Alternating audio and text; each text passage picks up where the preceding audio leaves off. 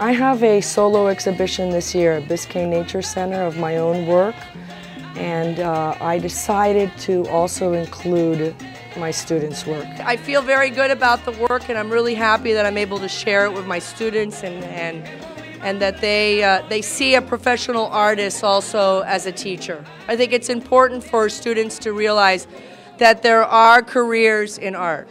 There's a professional life out there.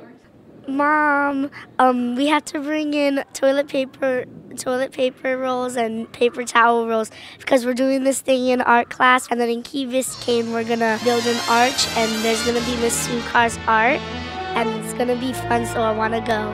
I've got the world on a string, sitting on a rainbow, got the string around my finger.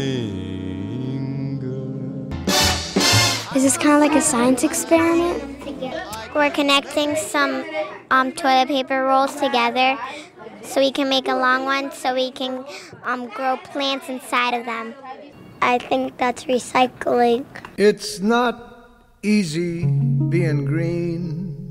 I studied at Pratt Institute in New York and at NYU, and I've been here at North Beach Elementary for the last 15 years. Every year we do an installation piece, and this year we're doing a piece called Living Arch. I'm teaching my students about conceptual art and how to create art out of recycled materials. The kids are amazing. They're always asking questions. They're going to give it to another part of the earth. They're very inquisitive. Like, do we still have to water it all the time, like, so it can grow more? They're doing a lot of critical thinking. When we plant those seeds, that's giving air to us because it releases all the oxygen at night. We're discussing team effort and cooperation and working together as a group. Ricky was tying, Morgan was tying, Ben was the counter, I was the runner, and I was tying knots. This year we've been collecting over 1,000 paper towel rolls and putting them together to create the entrance to the Biscayne Nature Center.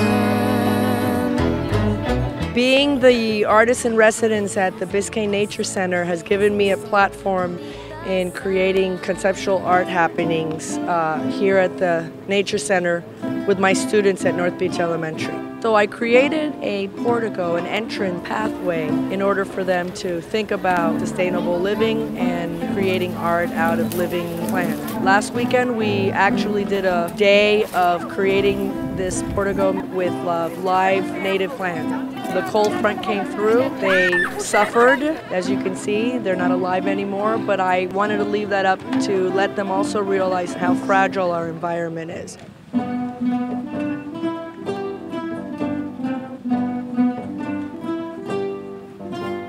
You could use anything to do art. You don't need just a paintbrush or stuff. You could take it out of maybe grass or anything you could think of. It's an oatmeal can, and we decorated it and we put it on the ground.